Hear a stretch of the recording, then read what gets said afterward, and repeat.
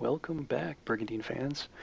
This is Double 77 Trigger speaking, and you are watching the third Dryst Conquest strategy video that I'm putting out here. Now, for this one, this isn't overly difficult, but it is sort of difficult to visualize in some ways. Now, if you're attacking from the Queen's territory, if you decided to go that way instead of going for the Prince, you'd be starting off at Damas, pretty much, right away, and then you'd be moving up to Humber. Now at Humber, at this point, you need to gather about 6 knights. You need to have 2 teams to take on Cenodon and Jukes at the same time.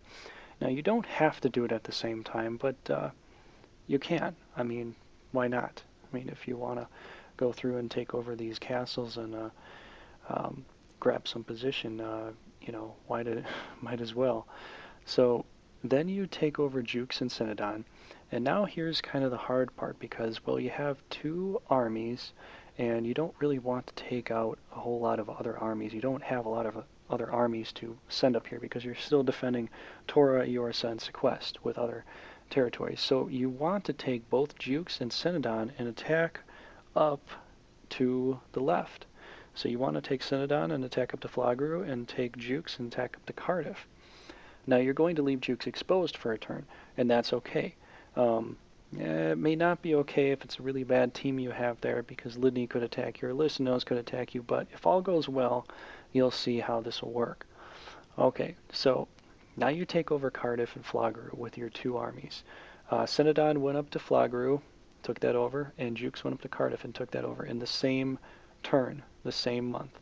But now you've left Jukes exposed. But what you want to do now is take your Floggeroo team, which should be your stronger team because they're going against the main capital of Norgard, and put them down onto Jukes. And this is going to sort of make you wait a turn. But now you're going to be fully defending that whole eastern side, northeastern side that you just went and took over. So you're going to be fine. As long as they didn't attack you on Jukes. But this is basically the best way to do it, with just 2 armies without having to spread yourself out too thin and trying to use really, really weak knights when you don't need to.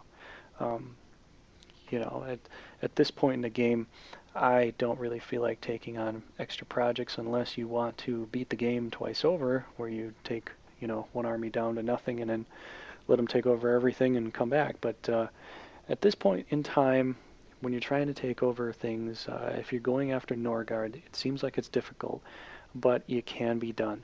And this is the way you need to do it, pretty much. There can be maybe, another strategy, but this is one of the best ways.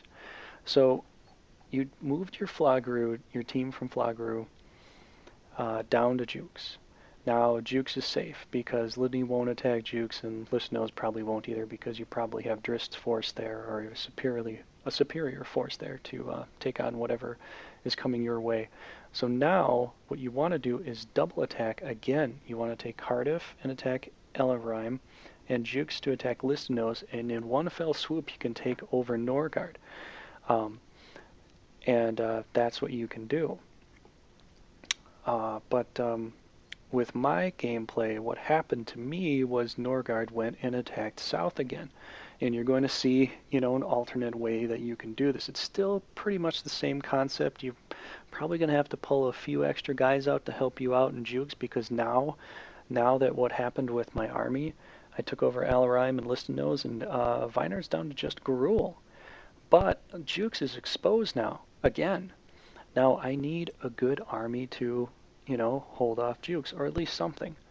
So I don't need to attack Orkney right away. I pulled back my really good army from Listenos back to Jukes to hold off the Emperor from attacking me there, and then I put a sort of makeshift army on Listenos because New Almechia wasn't in the its prime to attack me there at the moment. They were fighting the Emperor at the time. So that's kind of Orkney is not going to be very strong, and probably won't.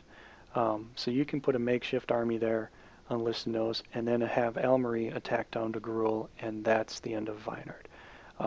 But if Vinard didn't attack, it would have ended with Almery and Listenos. And that's pretty much how you go through attacking Norgard. It's kind of a big territory, but once you've taken it over, you'll be down. You'll have these three castles here: Garul, Listnose, and Jukes, and all while you're still trying to hold Torah, Yorsa, and Sequest from the southern ways against the Emperor in New Amechia. So yeah, I hope you enjoyed this. If you did, please hit that like button. And yeah, this is Double 77 Trigger here. Thanks for watching, and I will talk to you later. See ya.